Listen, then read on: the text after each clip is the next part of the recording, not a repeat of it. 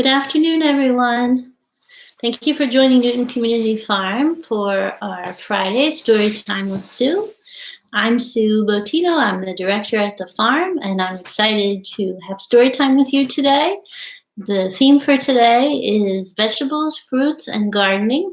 I have some stories I'm going to read to you, some picture books to share, some ideas for some things you can do, crafts around vegetables, fruits, and gardening, and have a few friends I'm going to introduce you to that are going to join us today for story time. So thank you for being part of this. I'm really excited to read to you today.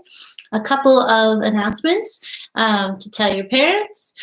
Newton Community Farm is going to have our annual seedling sale again in May. We are working out the details right now of how we'll be offering it this year. It'll be a little bit different with more online ordering and payment opportunities, but we're setting up an online store. We're growing all the seedlings for you to plant in your home gardens, and we're really excited. So tell your family to stay tuned to our website. We'll have more information very soon. We look forward to getting seedlings to you so you can grow your own gardens this summer. The first thing we'll do is we'll start off with some jokes. I have these cute little joke cards that I got from Walgreens back in December, and I pulled out some of the ones that have to do with fruits and vegetables and gardens. So let's start with a joke. What is the opposite of a hot pepper? You know, hot pepper plants that you can grow in your garden. You might see them. They might be red or green. There's jalapenos, habaneros, all different kinds. There's so many different varieties. Serrano peppers. So what would be the opposite of a hot pepper? A little chili. A little chili pepper. Let's do another one. We don't grow lemons here, but I remember when I was in California a long time ago, and my great uncle had a lemon tree in his yard. So here's one about lemons. What should you give a sick lemon to help it feel better? First, I'll introduce you to some of my friends. Today, we have joining us the Very Hungry Caterpillar. I imagine most of you know this story by Eric Carle. It's a classic. And this is the caterpillar that's featured in the book. So we'll start with that one today. Here's my Very Hungry Caterpillar book. I'm going to turn it so you can see the pictures better.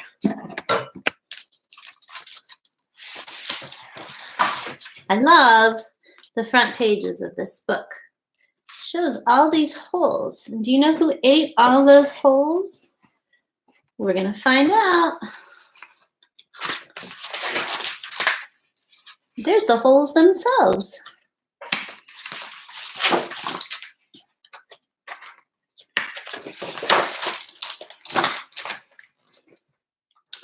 In the light of the moon, a little egg lay on a leaf.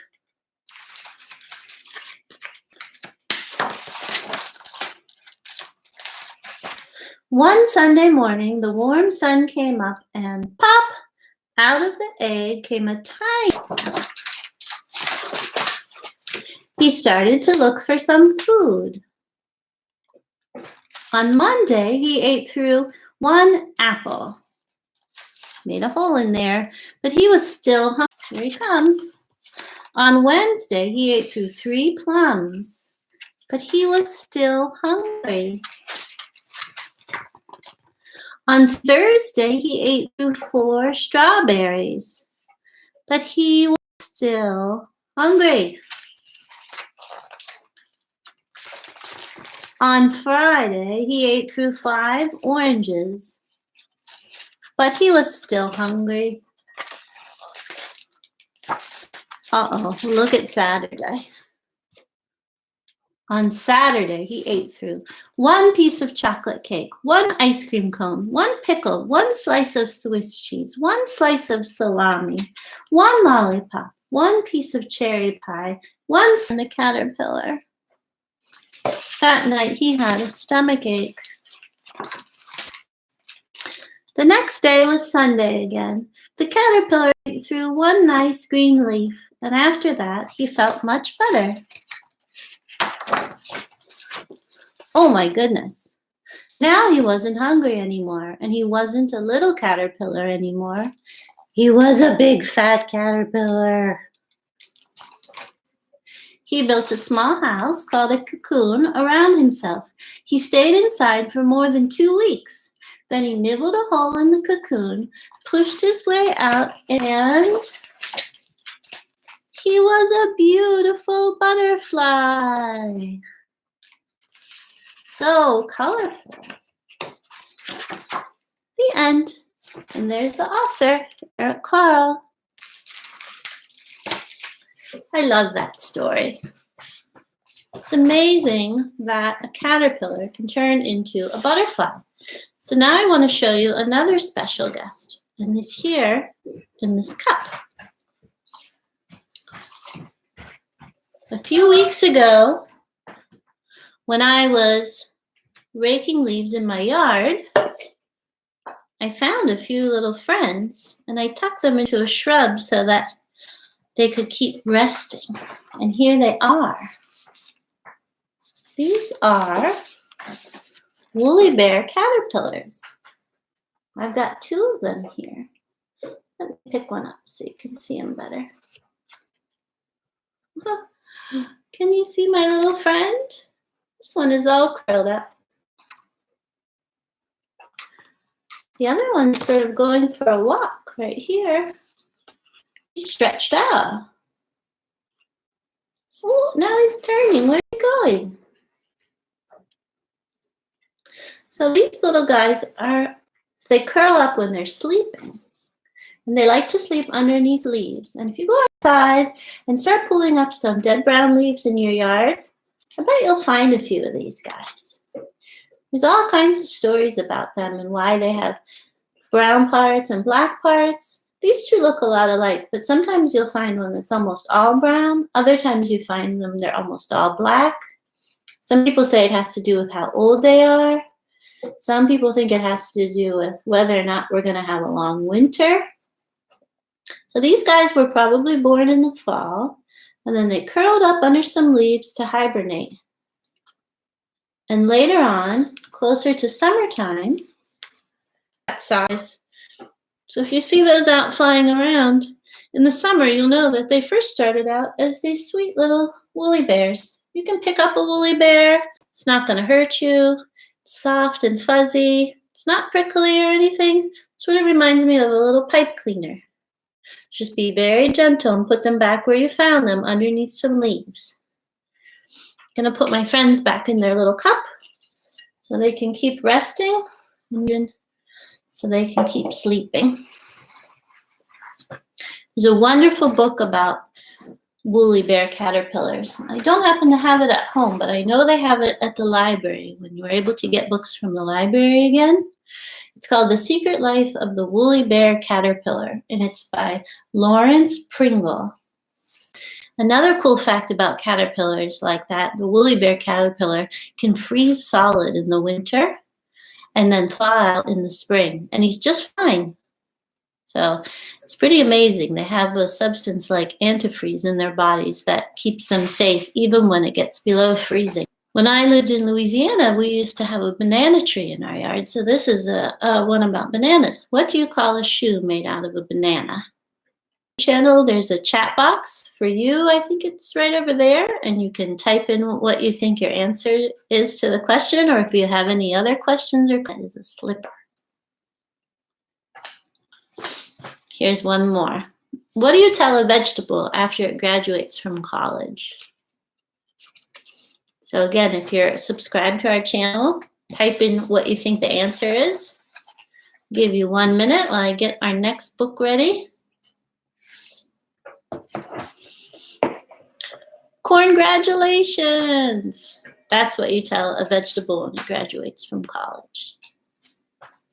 Our next book is called Heroes of the Vegetable Patch. And I found this book at IKEA. Surprisingly, they had some children's books. I don't know if they still sell this one or not, but it's a very sweet book with great illustrations. It's by Ulf So let's get started.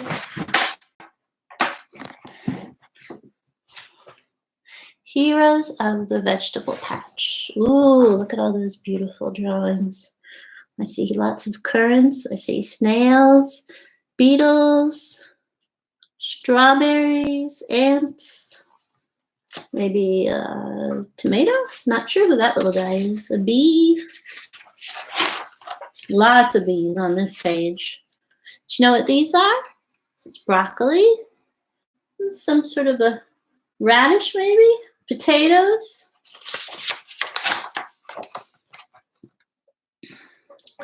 The children are coming, murmurs the broccoli. Oh no, it's going to get scary, murmurs the carrot. The vegetables lean to one side as best they can. They're afraid of the children's feet. The wild strawberry hides behind a stone and pulls its hat down over its eyes. It's nice to see you out playing, says the old lady, but you have to watch where you're walking. She lives in the house next door to the children. It's her vegetable patch. Okay, says Eric. We'll be careful, says Eva, because those are the children's names. Look at them running all over the place.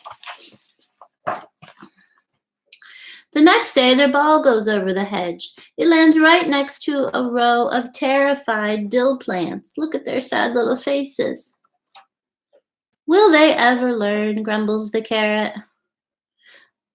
I hope the old lady gives them a good scolding, says the broccoli. Sorry, it was an accident, says Eric. I know, you're only having fun, and it's easy to forget to be careful, says the old lady, and then she gives a sigh. What's the matter, wonders Eva. My sister is not feeling well. I have to go away so I can take care of her.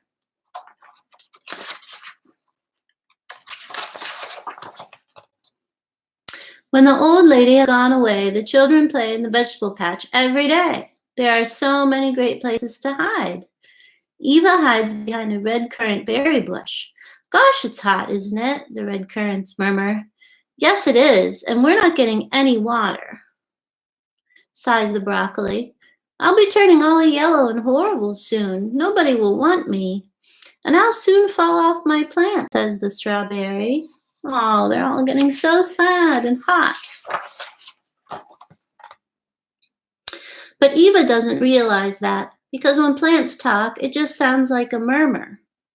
But she can see the plant's leaves are drooping her. Otherwise, the plants will die, and what will she live on then? That's a good idea, but we don't know anything about fruit and vegetables, he says. Imagine if we could shrink down and ask them ourselves. No sooner said than done, says the carrot, because he can do magic. He simply says big backwards, jib, and the children become small. First they shrink down to the size of cucumbers, then potatoes, and finally to the size of radishes. Gosh, you're ever so small, laughs Eva. You too, says Eric.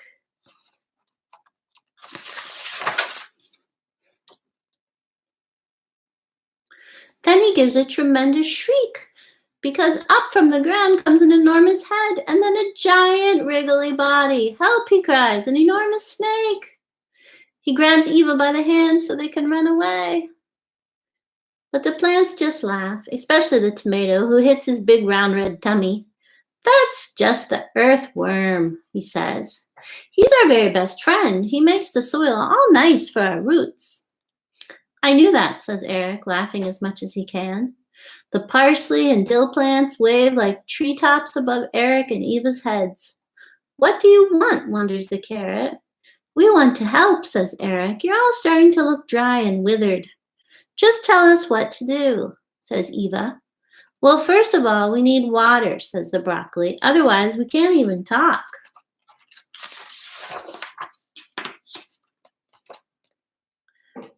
The next day, Eva and Eric have rubber boots on. They each brought a shovel and a rake with them. Okay, let's get started. Excellent, says the carrot, and he says jib, which is something backwards. Do you know what? Big, right? Every afternoon, the children come to the vegetable patch and get to work. I hope the old lady comes back soon, says Eva. Me too, says Eric. My whole body is tired. So's mine, says Eva. It's still fun, though. They fetch water from a tub and pour it on the soil.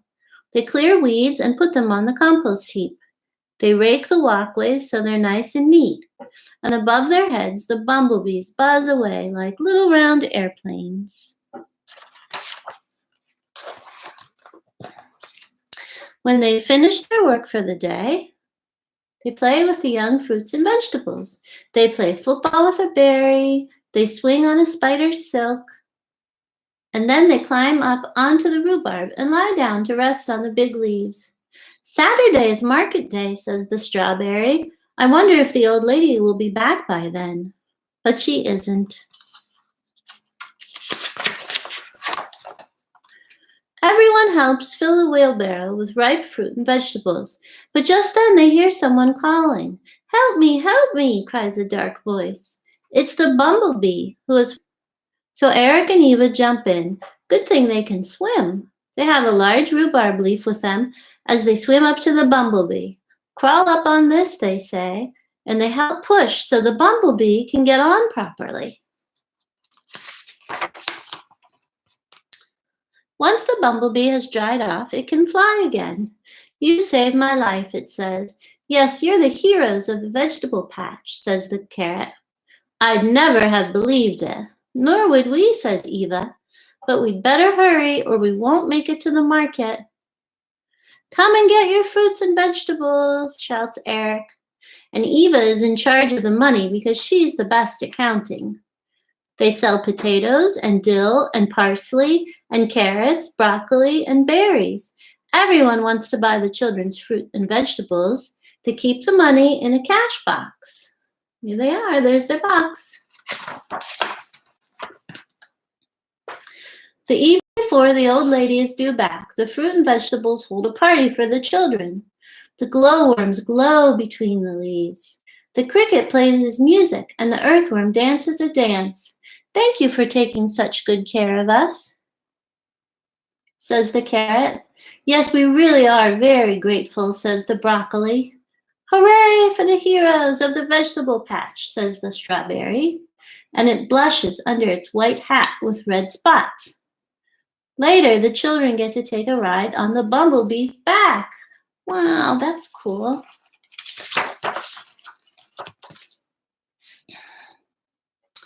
When the old lady comes home, she's both happy and sad at the same time. Happy because her sister is feeling better again, but sad when she thinks about her vegetable patch. All my fruit and vegetables have probably withered, she says when Eric and Eva greet her at the gate. It's been so hot. Yes, it certainly has been hot, says Eric. And no rain, says the old lady.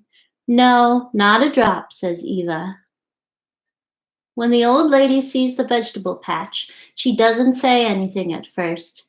Then she gets tears in her eyes, tears of joy. She breathes in deeply to smell all the lovely smells. Was it you who saved my fruit and vegetables, she asks. Well, we helped out a bit, says Eva. I don't know what to say, says the old lady, drying her eyes. Just say thank you, says Eric. And then he hands her the cash box full of money.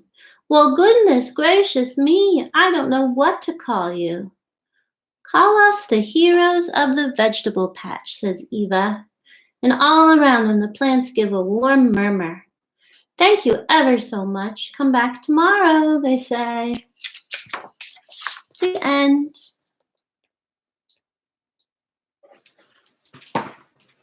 I like that story so much. It reminds me a lot of the farm. At the farm, we have a farm stand. Usually we open in June where we sell vegetables that we grow on the farm and some other things that we get from other local farms. So maybe you've been to our farm stand before. I hope you'll come and visit us when we open again. It also reminds me when it says how tired they are from working in the garden, that gardening and farming can be very tiring. Our farmers work so hard to harvest all the vegetables. So you can imagine if you have a little garden, how much harder it is and how much more work it is if you have a whole farm to harvest. So we appreciate our farmers very much. Another idea I had for a craft that you could do at home to think about vegetables that you can make veggies out of and then put it in the oven and harden it. You can make little sculptures that will last for a long time. If you don't have that, you might use some dough that you could make, or if you have some Play-Doh, which we happen to have, you can make some vegetables yourself. Here's a lettuce leaf. This was made by my daughter. This actually, I think, looks more like spinach. Let's call this one a spinach leaf. She made some blueberries. It's a little blueberry. You can use pens and toothpicks and poke little holes in them. Try to make them as realistic as possible. Just don't eat them. And then the last thing that she made that's really cool is broccoli. So I hope that gives you what it is that you're looking at, especially if you hold it in your hand and turn it, look at it from all different angles, and then try to make it in your own way through whatever media you choose. Okay, let's introduce you to another friend of mine. Last summer, my family traveled to Hawaii for the first time, and one of the most amazing things that we saw growing were pineapples. I'd never seen a pineapple growing before outside, and it's amazing. It grows on like a little plant that's low to the ground, has leaves that come out to the sides, and right in the middle of each plant is one pineapple. We had fresh pineapple there, and it was so good. So we don't grow pineapples at the farm or around here because they need it to be really nice weather all the time. But if you have a chance to eat some pineapple, you'll know exactly what I mean. Another friend we have with us today is something that we do grow at the farm, and those are peas. By my oldest sister, I don't even know how long ago, maybe, I'm trying to think how old she is without saying it. Maybe 40 years ago she made this, and it's a cute little pocket, and inside the pocket are 3 peas. And I have 2 sisters, so there's 3 of us. So here's our peas. Peas grow in a pod. And I like their little pod. And then the last friend that I want to introduce you to today is something that I used to eat a lot of, especially when I lived in California, and they grew there year-round virtually, and I would go to the local farmer's market, and that's our friend, Avocado. This avocado happens to be named Mr. Avocado. He belongs to my daughter. Here he is with his skin, and here he is from the inside with the seed.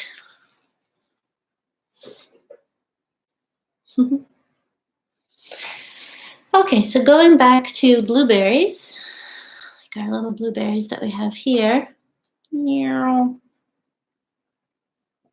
Let's read a short book called One Little Blueberry. My favorite part of this book are the expressions on everyone's faces, so take a look at that while I read it. This book is by Tammy Salzano. This is a great book to practice counting. One little blueberry fell onto the ground. 2 tiny red ants spied it from their mound.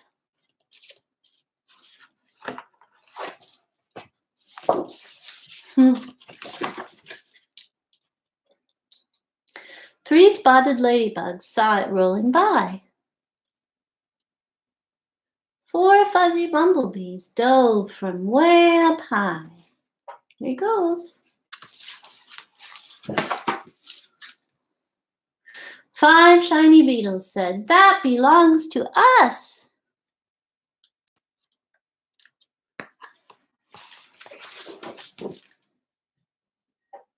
Six sleepy crickets chirped, "What is all the fuss?"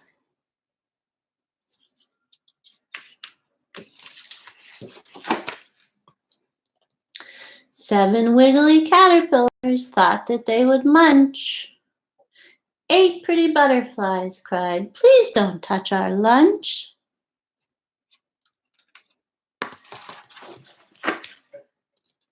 9 hungry spiders crawled closer to their treat. Look how hungry they are. Look at all, they're all coming to get that one blueberry. 10 hopping grasshoppers said, "Hey, it's time to eat." Here goes the blueberry, it's going. And while the bugs fought over who would get the yummy prize, a bird swooped down and ate it, gulp, right before their eyes. The end. Everybody thought they were going to get it, but in the end, it was the bird who got the blueberry to eat for lunch.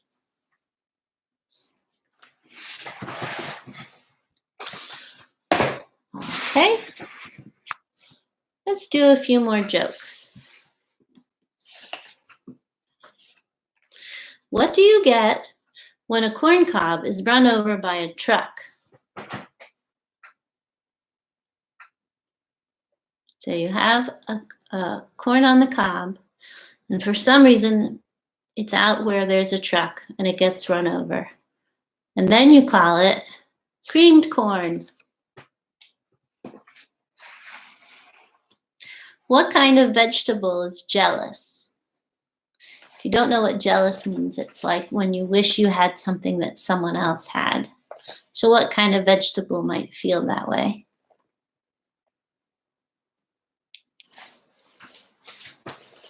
A green bean. He's green with envy.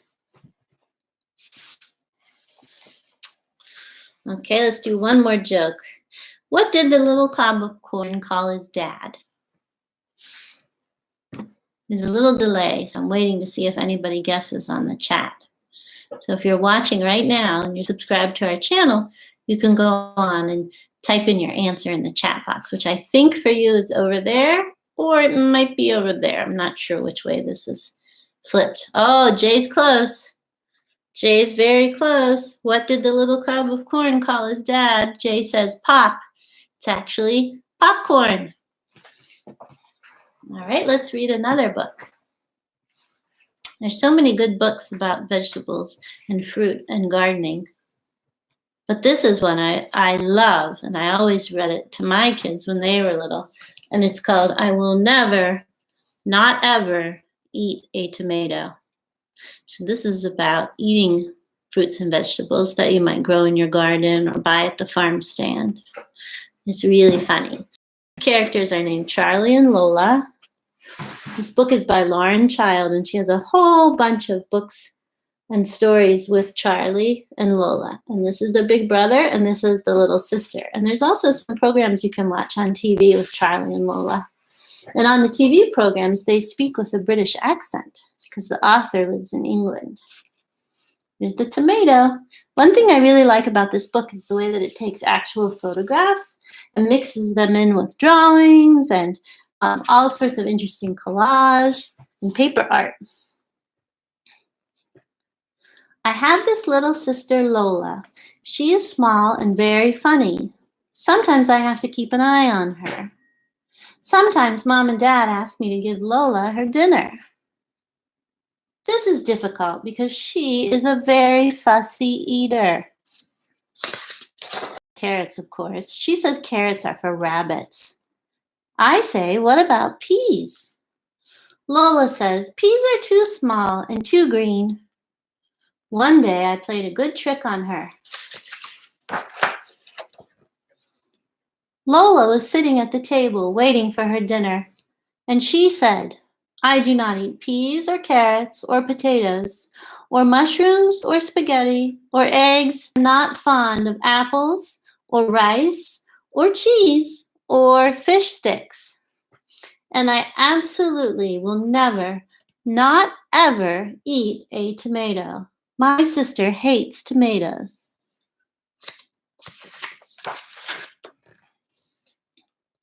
And I said, that is lucky because we are not having any of those things. We are not going to eat any peas or carrots or potatoes, or mushrooms, or spaghetti, or eggs, or sausages, there will be no cauliflower, or cabbage, or baked beans, or bananas, or oranges. We don't have any apples, or rice, or cheese, or fish sticks, and certainly no tomatoes.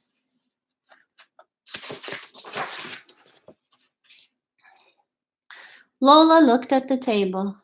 Then why are those carrots there, Charlie? I don't ever eat carrots.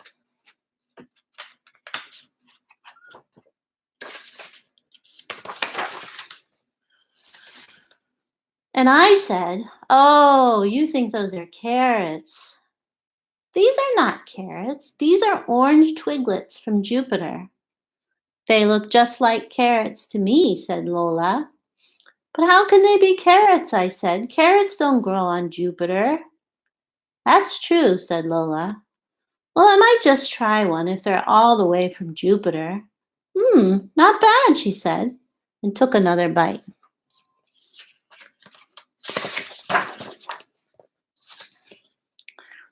Then Lola saw some peas.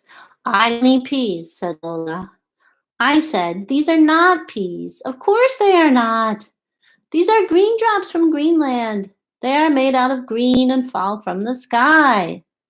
But I don't eat green things, Lola said.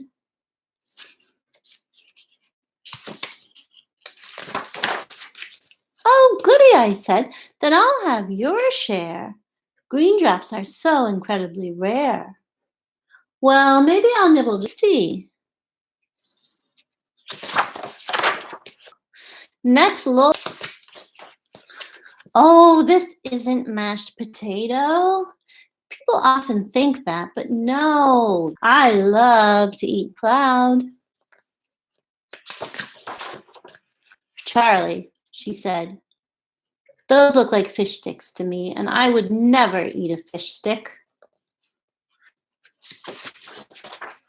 I know that. These are not fish. These are ocean nibbles from the supermarket under the sea. Mermaids eat them all the time. Oh, I went to that supermarket one time with Mom. Yes, I know the ones. I think I've had them before, Lola said, gobbling. Are there any more?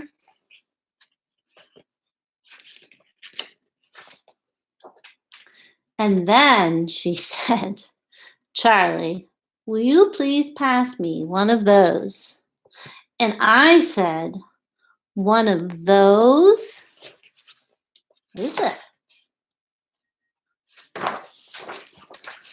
And Lola said, yes, Charlie, one of those. And I couldn't believe my eyes because guess what she was pointing at?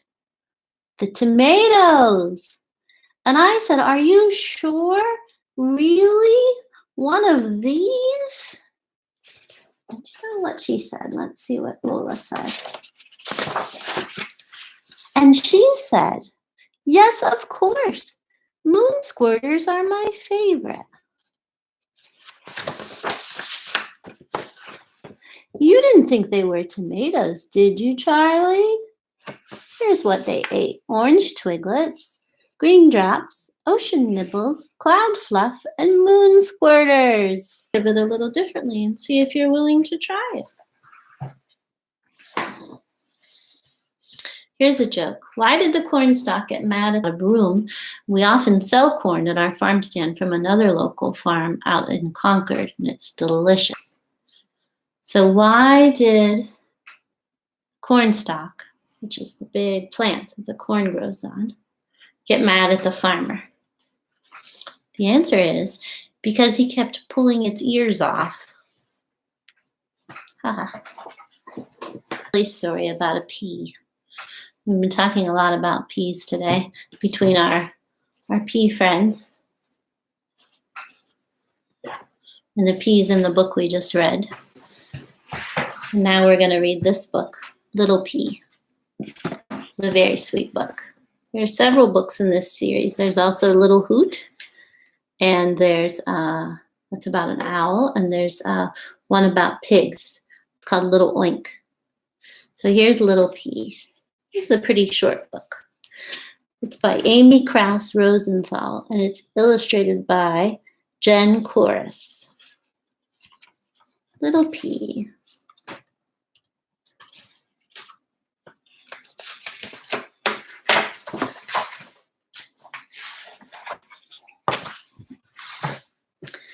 This is the story of Little P, Mama P, and Papa P. Look how happy they are.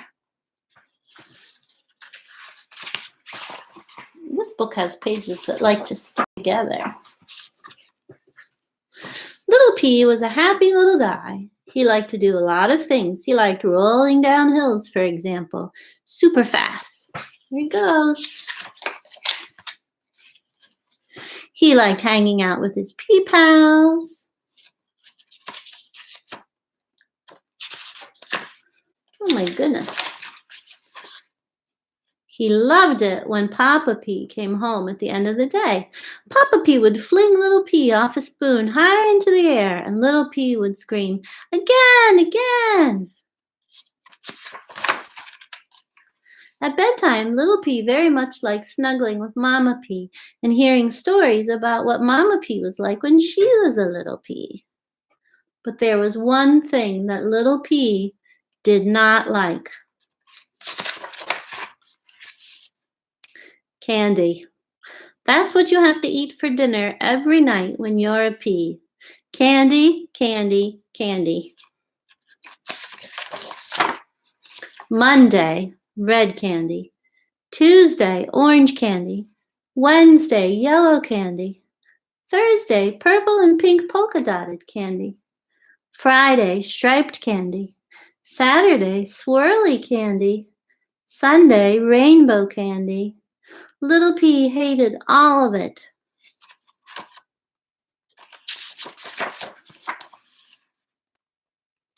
If you want to grow up to be a big, strong P, you have to eat your candy, Papa P would say. If you don't finish your candy, then you can't have dessert, Mama P would say. How many pieces do I have to eat? Eat 5 pieces and you can have dessert. 5 pieces, he whined. 5 pieces, they chimed. 1, yuck. 2, black. 3, blick. 4, blah. His little face. 5 pieces of candy. Now can I have dessert? Yes. Now you can have dessert, said Mama P and Papa P. Little P couldn't wait to see what it was. Spinach, squealed Little P, my favorite. Little P licked his dessert plate clean. Yum, yum, extra yum.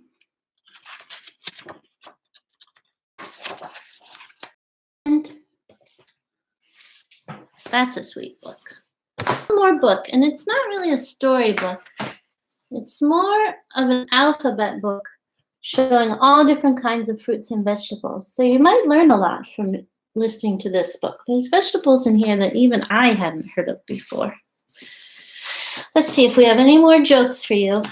What vegetable might live in a basement? So the basement is downstairs. Some people have a basement, some people don't.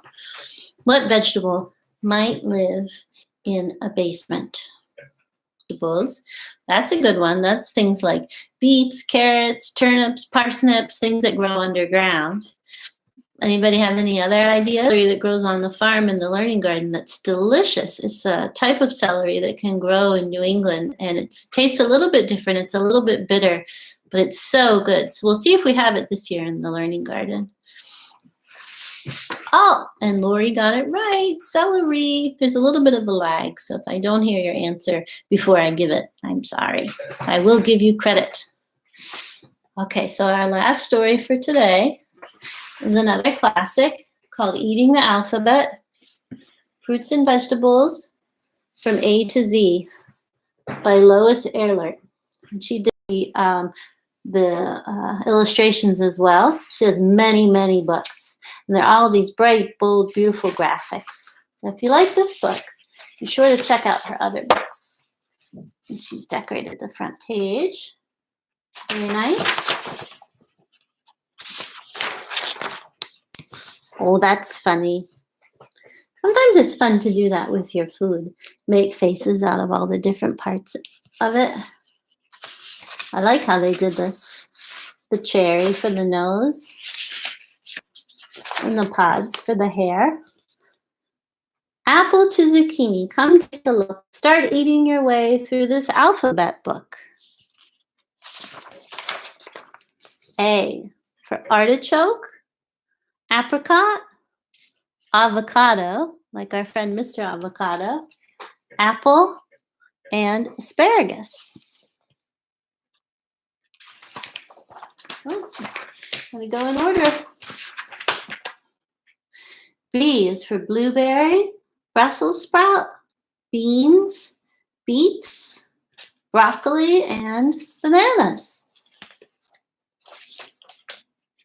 C is for currant, corn, celery, cucumbers, cabbage, cherries, carrots, and cauliflower.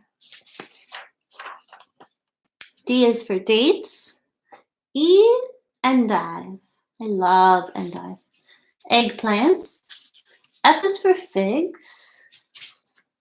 G is for gooseberries, grapefruit, and grapes. H is for huckleberries. I is for Indian corn.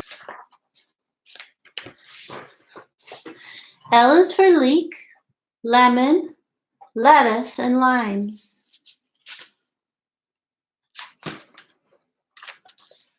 M is for melon, mangoes. N is for nectarine, and O is for okra, onions, and oranges. P is for peach, pineapple, pear, papaya, persimmons, pomegranates, and plums. P is also for parsnip, potato, peas, peppers, and pumpkins. Q is for quince. R is for rutabaga, raspberries, radishes, radicchio, and rhubarb.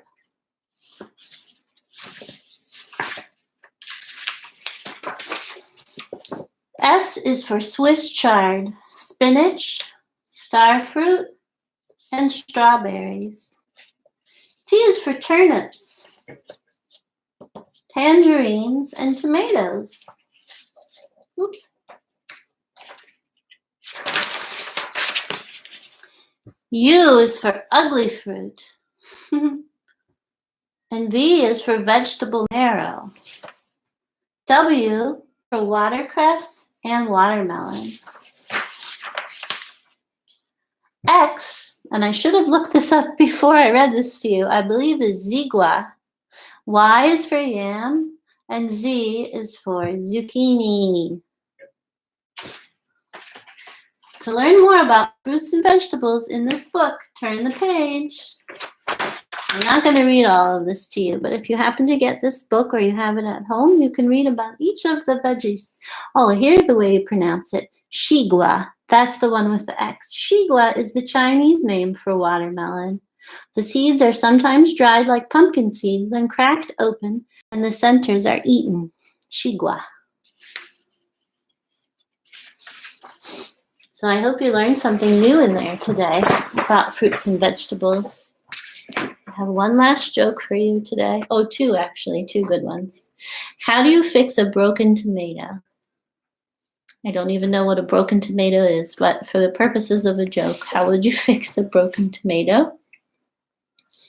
You can think about that one while I give you the next one, which is what kind of vegetable likes to go look at animals? So how do you fix a broken tomato, and what vegetable likes to look at animals? The answers are The way you fix a broken tomato is with tomato paste. And the type of vegetable that likes to look at animals is a zucchini.